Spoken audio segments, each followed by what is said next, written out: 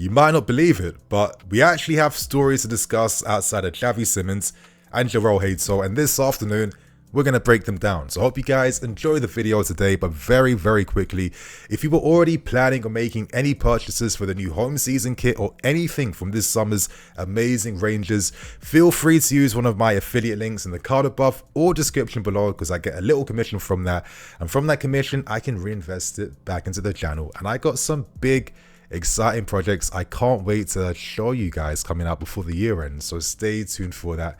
If you guys decide to use one of my links, don't forget to use Nini10 at checkout to get a full 10% off your final order.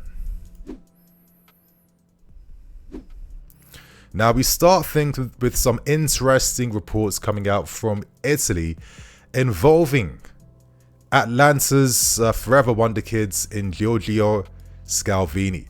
Now, we know that Newcastle have expressed quite a lot of interest in this player, and they did have an offer of around 50 million euros turned down by Atalanta. At the moment, Atalanta are in a position where they don't have to force a sell.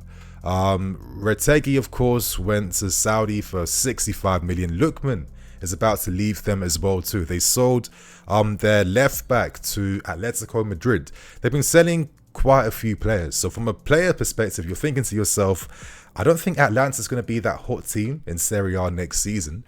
And could this be Scalvini and his agent trying to muster and encourage some offers and some interest in their player? That could be the case. That wouldn't necessarily surprise me. Scalvini has been one of the best emerging talents in Serie A for the last few years since making his debut as a 17-year-old. He's become that Italian international player as well too. And this guy is an absolute giant at around 6'4". But what I like about players like Scalvini is that typically with like the tall centre back, they predominantly do their best work near their goal, inside their box.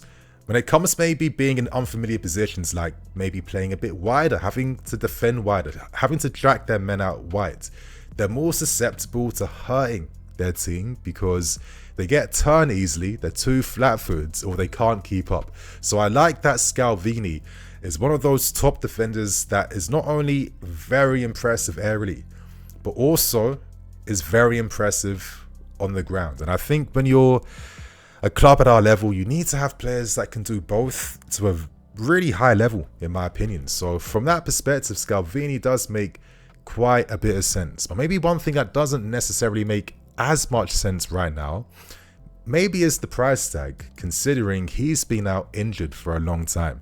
Now, he had like a knee injury, injuring his cruciate ligament tear in the 23-24 season. He was out for nearly most of the year. I think he only played around like 5 to 6 games in Serie A last season because he was kept out due to reoccurring shoulder injuries. So he's barely played any football this last 15 months. And I think to myself, is this someone ready right now to come straight to Chelsea Football Club, come to the Premier League, and instantly kind of put all his injury woes behind him and kind of be that consistent figure for the team? I'm not too sure. Again, it's only my opinion I can give. I'm not an expert. My honest opinion is that I feel like I can't necessarily have complete trust in a player that has had, you know, so many rehabilitating injuries. He suffered so much recently. We're in a similar situation already with Wesley Fofana. Why would you maybe invest massive amounts of money on a guy that's had Fofana-like injuries this last year and a half? It doesn't make too much sense in my opinion, but at the same time I can maybe understand the potential he has, but he has kind of picked up quite a lot of, you know, shoulder injuries, knee problems already. That doesn't necessarily mean that he's finished goods. And, you know, better players than him, like let's say Rudiger, they had the serious ACL injuries at Roma. But look at the guy he turned out to be. Look how he progressed and develops and fulfilled his potential. I don't think maybe ACLs are as scary today as they used to be maybe 10 years ago, 15 years ago. So that doesn't necessarily bother me. But I just personally feel like right now, I would probably just be patient. because I think there's better defensive opportunities next summer in 2026.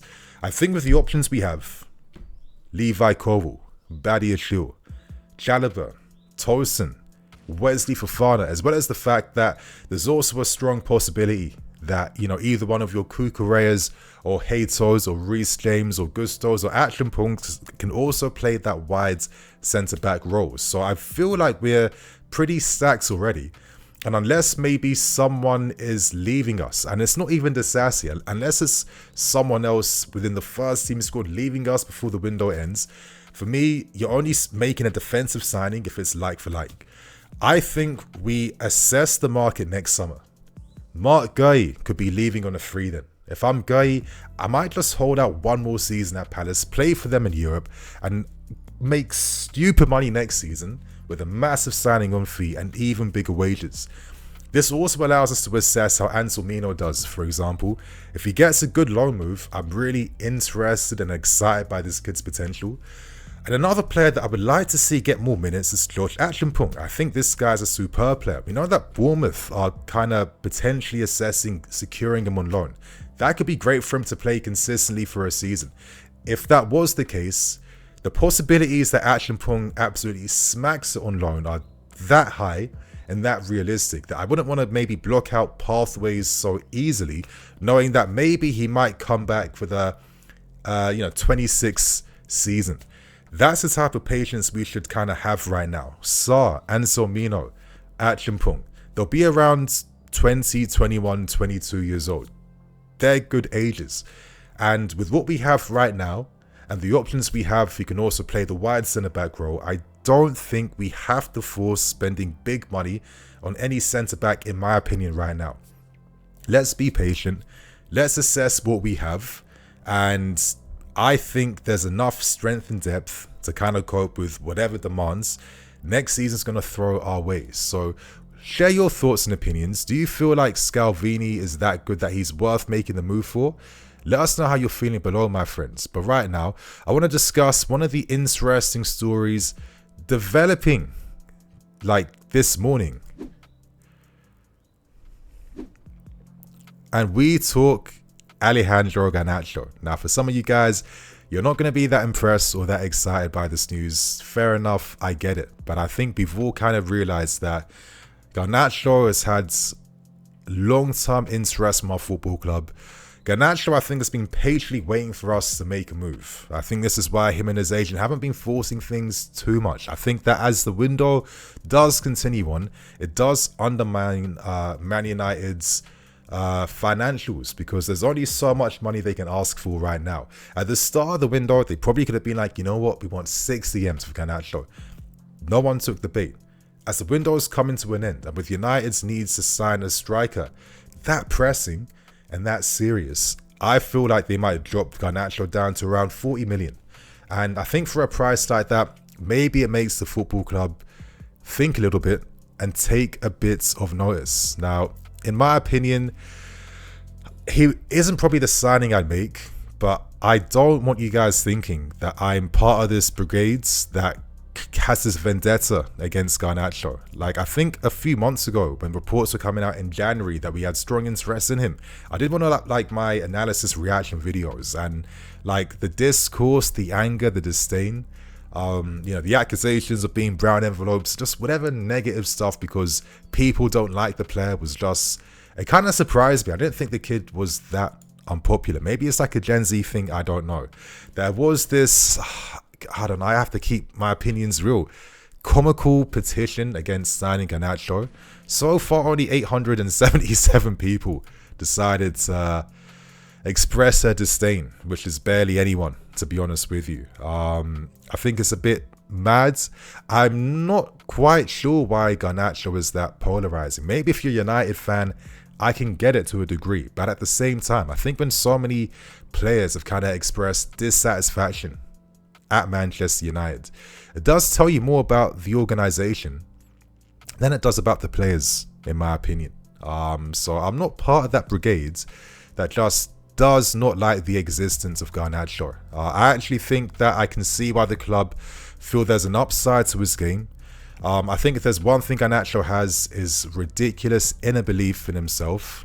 Maybe too much, but I think you need to have that arrogance at this level.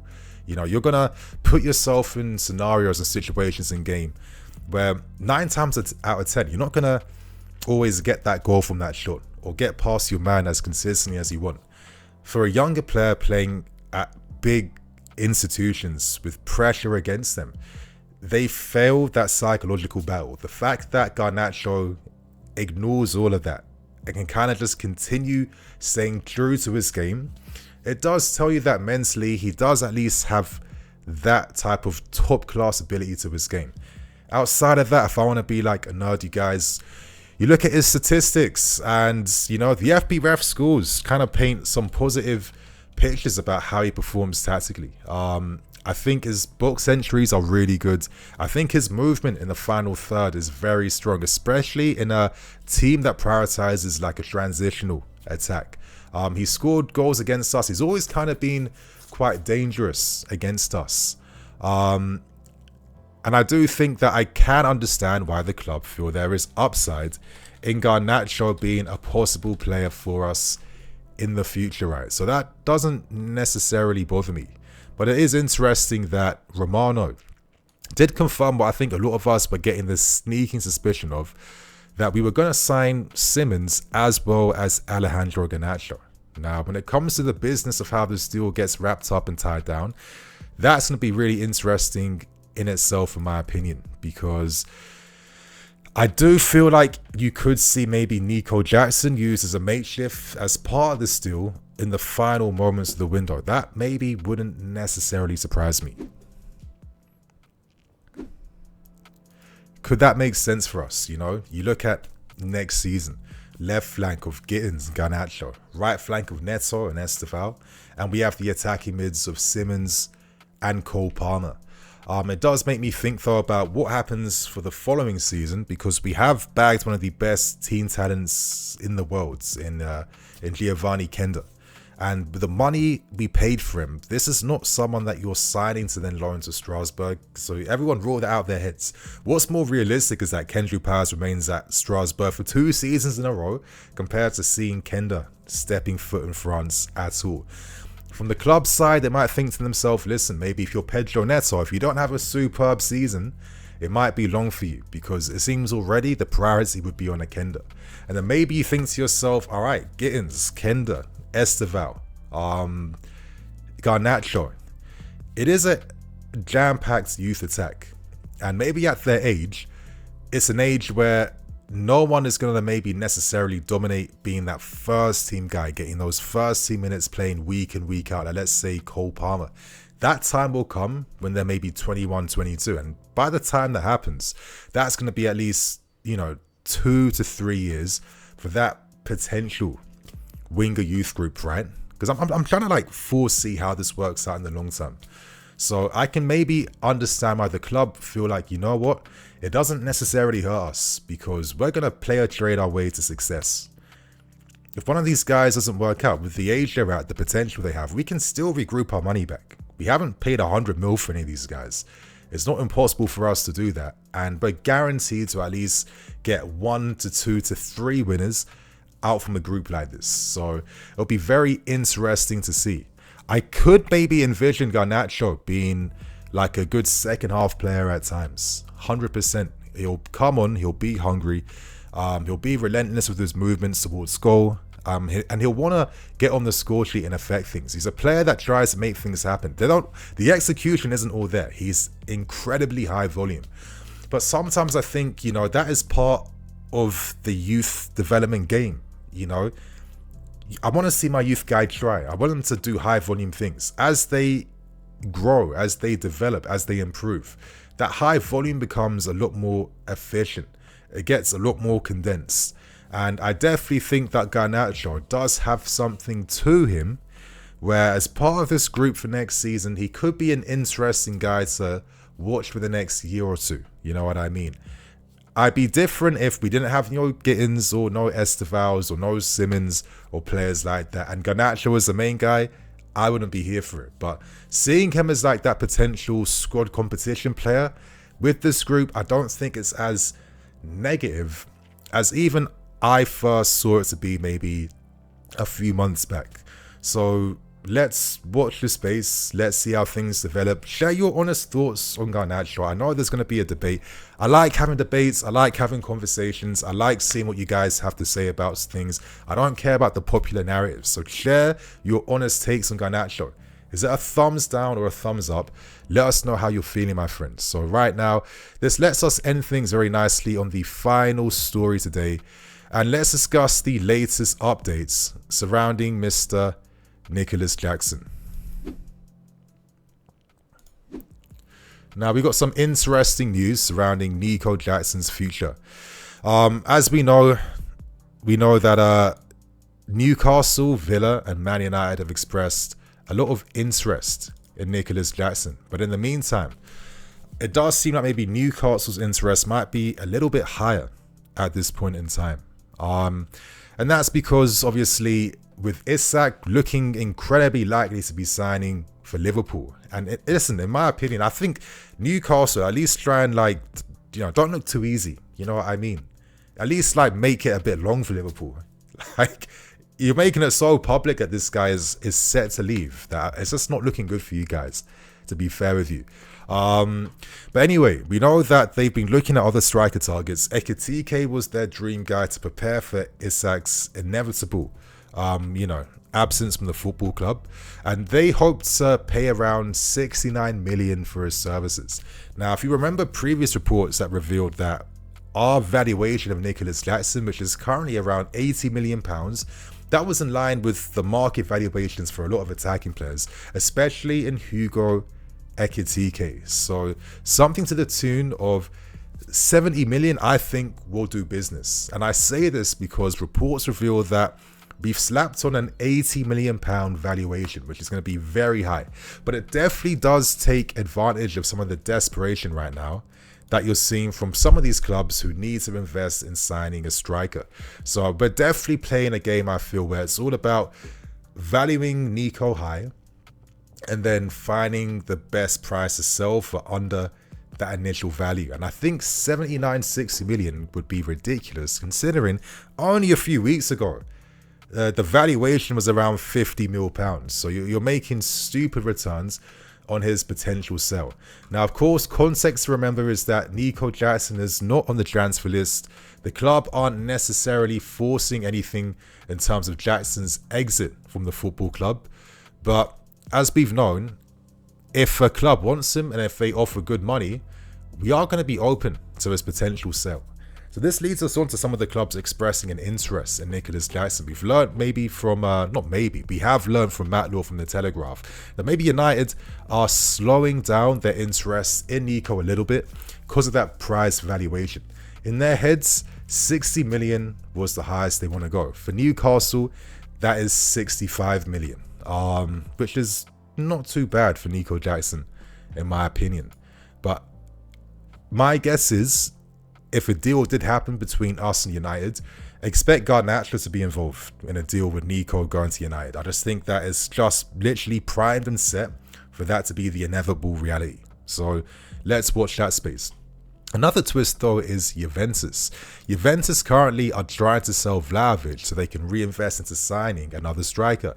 And Nicolas Jackson has been a long-term target alongside their existing loanee in Kolo Muani. But as Law reveals, they'd only value him at around 60 million pounds. And what's interesting, based on other reports, we would be maybe more inclined to sell Nico for under our valuation estimate if he went to a European club. So let's watch this space. But at the moment, Nico's future will depend, we'll go right to the wire. We'll go right to the final moments of the window.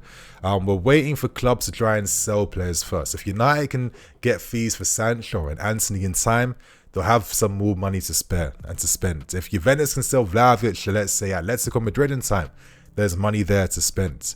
Aston Villa, in the meantime, are prioritizing keeping Ollie Watkins because no one is paying the valuation price that they want for his sale. So let's continue to watch this space. But in the meantime, it's looking very likely that this could be Nico Jackson's final season here. I definitely respect and sympathize with why people feel like it's a bit harsh to see Nico go out this way, and a part of me 100% feels this way as well. You know, it's an argument that was the lap needed when you had Nico Jackson here, and especially like when you value him this highly. Could him and Pedro not have been like the perfect players to have? You know, if Nico had that competition last season, I'm telling you, you wouldn't have seen that ridiculous goal drought where he kind of suffered being the only guy who had to play with so much intensity for 90 minutes, as he was the only striker we had in the entire squad. It's hard. It does take a bit of a toll. Times when you need like a mental refresher, or let's say your form has dips. As I keep stressing, when you have competition beside you, naturally the competition will then take your spot the moment you dip. And when that happens, your focus is straight away on how do I get back into the team. When you don't have that competition guy with you, your focus then becomes on your mental state. And sometimes if you're having a bad streak or things are going against you, it's very easy for that mentality to just kind of persist in your psyche week in, week out. And I think this is why we saw maybe Nico, who had a very bright start to last season, kind of peter out a little bit, even though we got many team benefits from him. So I'm going to keep saying this. I think Nico will be a world-class striker when he's 26, 27. I think we're learning right now, even though the club believe in that, they just don't have the time to wait, is the vibe I'm getting from things. So you guys share your thoughts and opinions on all the big latest stories today, and I'll catch you guys in more videos soon. Love.